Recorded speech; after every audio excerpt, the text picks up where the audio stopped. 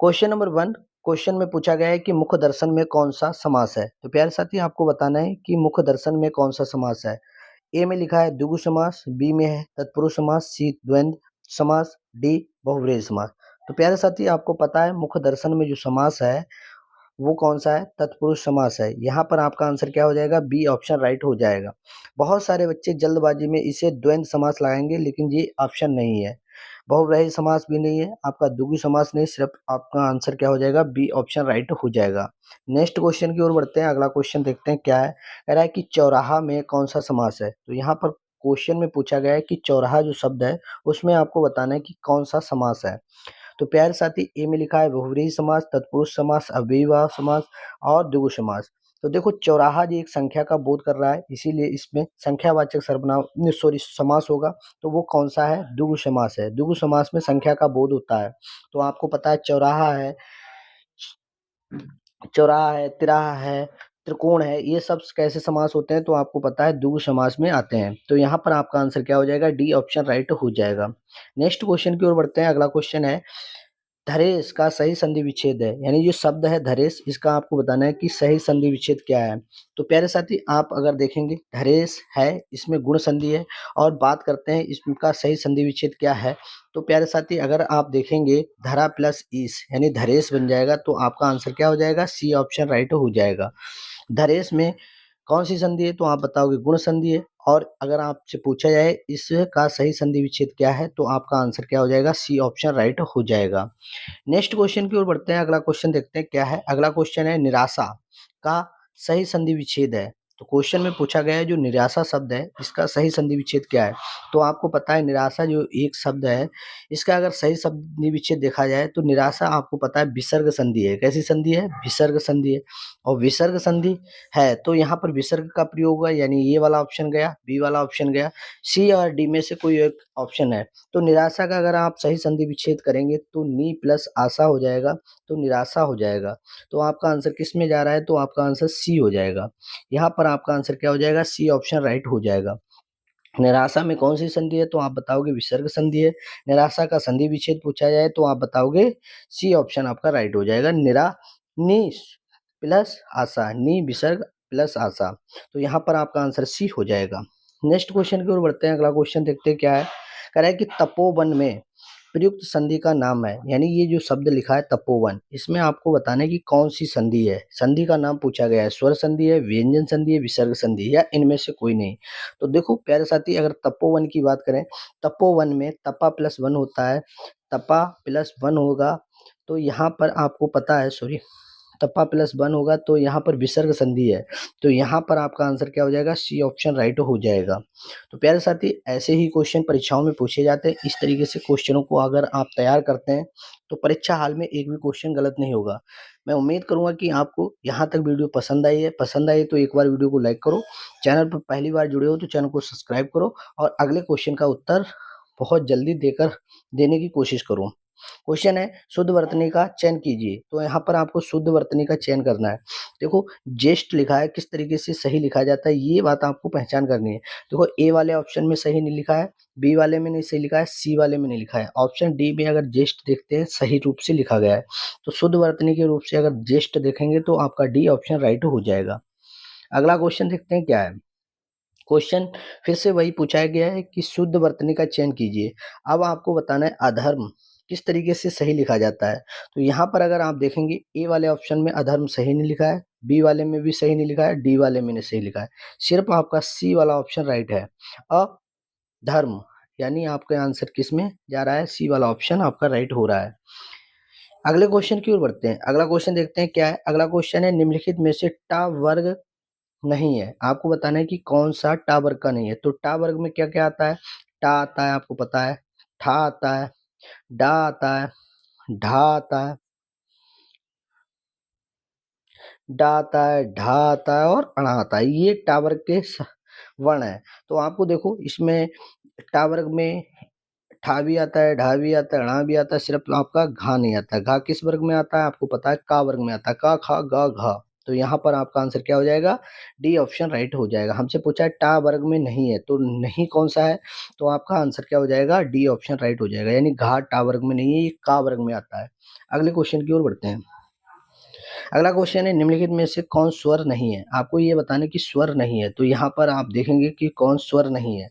तो स्वर नहीं है, आपको पता है स्वरों की संख्या 13 होती है और 13 में देखो आ भी स्वर में आता है, उ भी, ए भी, सिर्फ यहाँ नहीं आता है।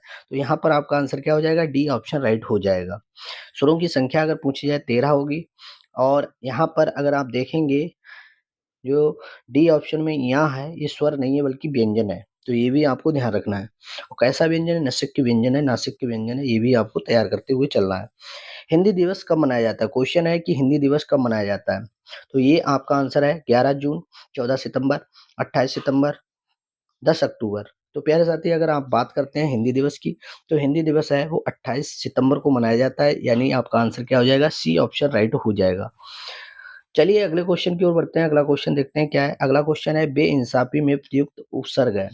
ये शब्द जो लिखा है बेइंसाफी, इसमें आपको बताना है कि कौन सा उपसर्ग है। उपसर्ग क्या होता है? शब्द के आगे लगता है, फिर उसके बाद शब्द जोड़ दो और कोई नया शब्द बन जाता है, वही उपसर्ग के रूप में कार्य करता है। तो उपसर्ग कौन सा है ये आपसे पूछा गया है। तो बे प्लस इंसाफी, तो बेइंसाफी हो जाएगा, यानी आपका आंसर क्या हो जाएगा? ए ऑप्शन राइट हो जाएगा। बी वाला ऑप्शन गलत, सी वाला गलत, डी वाला गलत, सिर्फ आपका आंसर ए हो जाएगा। बे प्लस इंसाफी तभी बेइंसाफी बन जाएगा, यानी आपका ये ऑप्शन राइट हो जाएगा। अगला क्वेश्चन है कनिष्ठ में प्रयुक्त प्रत्यय है। अब प्रत्यय क्या होता है? कनिष्ठ में जो प्रत्यय होगा वो लास्ट में लगता है, तो देखो इष्ट का प्रयोग नहीं होगा। यहाँ पर आपको प्यार से ध्यान से देखते हैं। कनिष्ठ, कनिष्ठ में प्रयुक्त कनि प्लस इष्ट होता है, तो यहाँ पर ये डी वाला ऑप्शन गया, आपका सी वाला ऑप्शन गया, आपका बी ऑप्शन गया, तो आपका आंसर क्या हो जाएगा? ए ऑप्शन राइट हो जाएगा।